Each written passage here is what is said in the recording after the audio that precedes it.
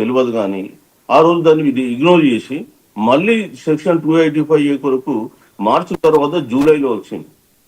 So ఆ విధంగా రావడంతో ఇవాళ కోర్టులు ఇంటర్ఫియర్ కావడం, నిన్న స్టే రావడం జరిగింది.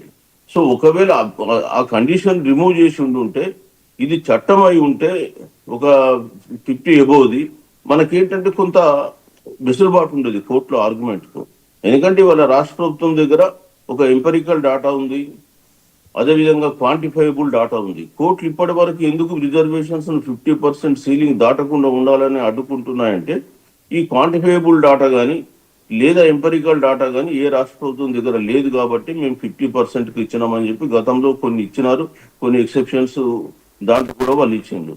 అయితే ఇక్కడ పంచాయతీరాజ్ రిజర్వేషన్ తీసుకొస్తే మనకు రాజ్యాంగం 73, 74 సవరణ ద్వారా మనకు 1994లో ఇందులో ఇంక్లూడ్ కాబడ్డాయి. అందులో ఆర్టికల్ 243D అండ్ T అనేది రెండు పంచాయతీరాజ్ మున్సిపాలిటీలకు సంబంధించి రాజ్యాంగంలో చేర్చారు.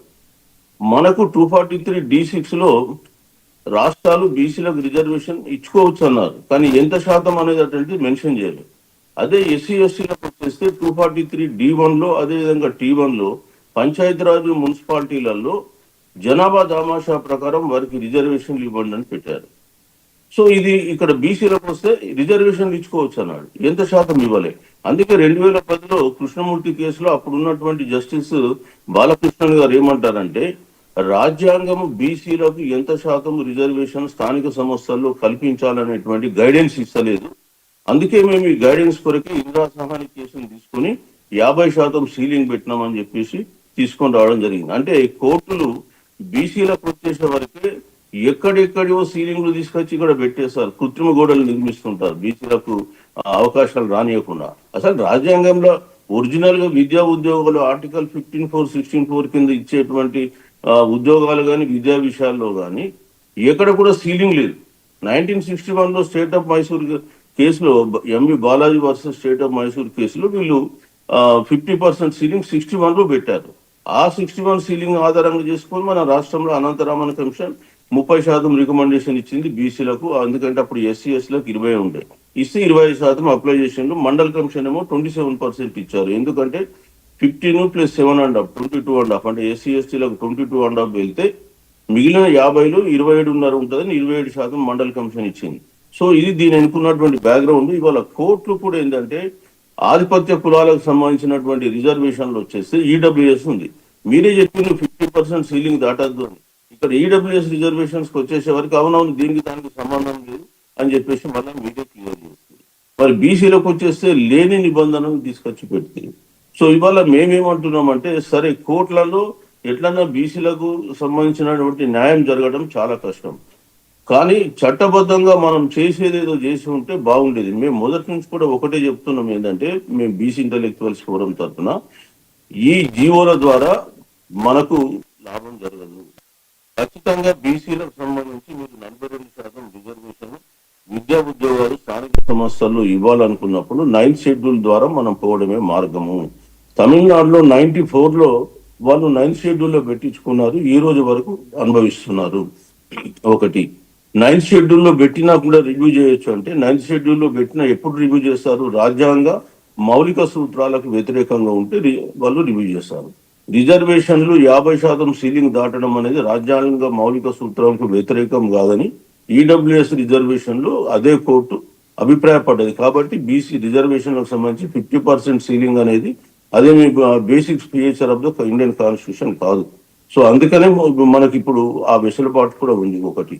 రెండవది ఏంటంటే 9th షెడ్యూల్లో ఇప్పటి వరకు 284 చట్టాలు పెట్టినారు, ఒక్క చట్టం కూడా వాళ్ళు కొట్టేలే సుప్రీంకోర్టు. సో ఇవన్నీ కూడా ఉన్నాయి. మనకు 9th షెడ్యూల్లో మీరు పెట్టండి, పెట్టినట్టయితే 100% బీసీలకు ప్రొటెక్షన్ వస్తుంది అన్నాం.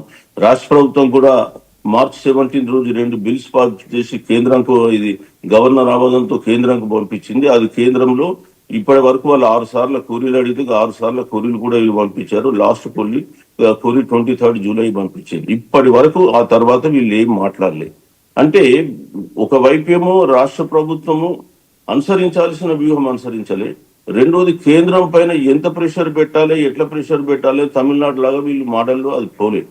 ఇక అక్కడ ఉన్నటువంటి బీజేపీ ప్రభుత్వం కూడా ఏంటంటే ఊరికే మీరు జీవో ఇచ్చుకోవచ్చు, రాష్ట్ర ప్రభుత్వాల పరిధిలో ఉందని ఇక్కడ ఉన్న వాళ్ళు చెప్పిండ్రు. ఇక్కడ ఉన్నటువంటి నాయకులు కూడా మాట్లాడిండ్రు. కొన్ని బీసీ సంఘాల నాయకులు కూడా చట్టం ఇస్తే సరిపోతుందని వీళ్ళు జీవో ఇవ్వగానే సమరాలు చేసుకున్న పరిస్థితి మనం చూసినాం. మేము మొదటి నుంచి కూడా దాన్ని కష్టం, అది మన కోట్లలో నెగ్గదు అని చెప్తున్నాం. ఎందుకంటే స్వతంత్ర భారతంలో 8 రాష్ట్రాలు ఇప్పటి వరకు 50% సీలింగ్ దాటి జీవోలు ఇస్తే, చట్టాలు చేస్తే ఆ చట్టాలన్నీ కూడా హైకోర్టులు కానీ సుప్రీంకోర్టులు కొట్టేసినాయి.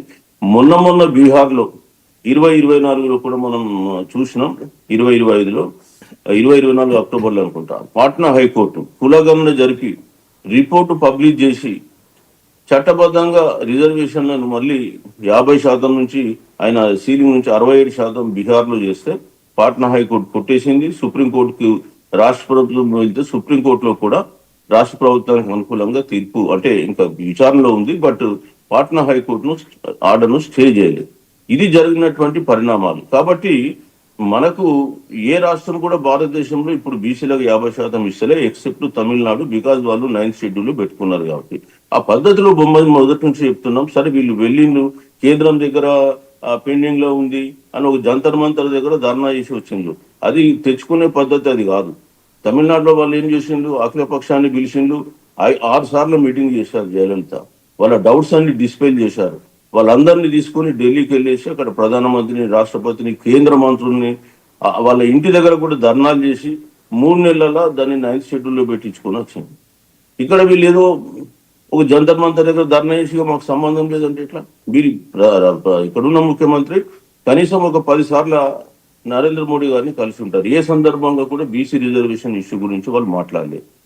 మాకు కేంద్రం అపాయింట్మెంట్ ఇస్తలేదంటే మీరు అఖిల పక్షాన్ని తీసుకెళ్లి అక్కడ కూర్చోండి, ఎందుకు ఇవ్వరో చూద్దాం. లేదు వారు ఇస్తలేరని చెప్పి మరి ప్రజలకు తెలియజేయండి, ఇట్లా మేము చేస్తున్నాం, ఇవి లెటర్లు ఇన్నిసార్లు పోయినాం, వీళ్ళు ఇస్తలేరు, మనం ఏం చేద్దామని చెప్పేసి మరి ఆ కేంద్రం ఉన్న పార్టీ యొక్క వైఖరిని ఎండగట్టండి.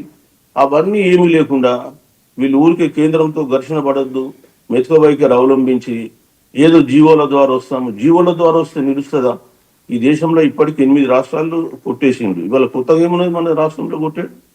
మన రాష్ట్రంలో కూడా కొట్టేసిండు. ఎన్టీ రామారావు 1986లో 44% రిజర్వేషన్ ఇస్తూ జీవోలు ఇస్తే 1 month లో హైకోర్టు కొట్టేసినాం ఆ జీవోలు. మళ్ళీ సుప్రీంకోర్టు కూడా అప్పీల్ పోలేదు, ఎందుకంటే అది గెలవమని చెప్పేసి. సో ఇక్కడ కూడా అనుభవాలు ఉన్నాయి. అందుకే ఈ జీవోల ద్వారా రాదు, మీరు 9th షెడ్యూల్ ద్వారా పోండి. ఇప్పటికైనా మేము చెప్పేది ఏంటంటే కేంద్రం దగ్గర పెండింగ్ ఉన్నటువంటి బిల్లుల్ని ఎట్లా ఆమోదింపజేయాలనేటువంటి దాంట్లో మీరు ఇప్పటికైనా అఖిల పక్షాలను సమావేశాలను ఏర్పడేయండి. మొన్న మీరు కాళేశ్వరం మీద అంటే అఖిల పక్షం ఏర్పాటు చేస్తారు, మరి బీసీల సంబంధం దాని మీద ఎందుకు చేయరు? మీ రాహుల్ గాంధీ గారి మీద కేసు పెట్టినట్టు తెలంగాణ బంద్ పెడుతుంది, మరి 34% అడ్డుకుంటుంది బీజేపీ అని ఇక్కడ ఎందుకు చేయరు? సరిగా బీజేపీకి వచ్చేస్తే మొదటి నుంచి కూడా మేము చెప్తూనే ఉన్నాం, వాళ్ళు ఓబీసీలకు అనుకూలంగా ఎప్పుడు కూడా వాళ్ళు రిజర్వేషన్లకు అనుకూలంగా వాళ్ళు పనిచేయరు. ఆ రోజు 1990లో మండల్ కమిషన్ ఇంప్లిమెంటేషన్ అప్పుడు కూడా వీపీ సింగ్ గవర్నమెంట్ ను బడగొట్టిందే వాళ్ళు, మద్దతు విరమించి ఆ సమస్యను డైవర్ట్ చేయడానికి కమండల్ యాత్ర చేసింది వాళ్ళు. అడగ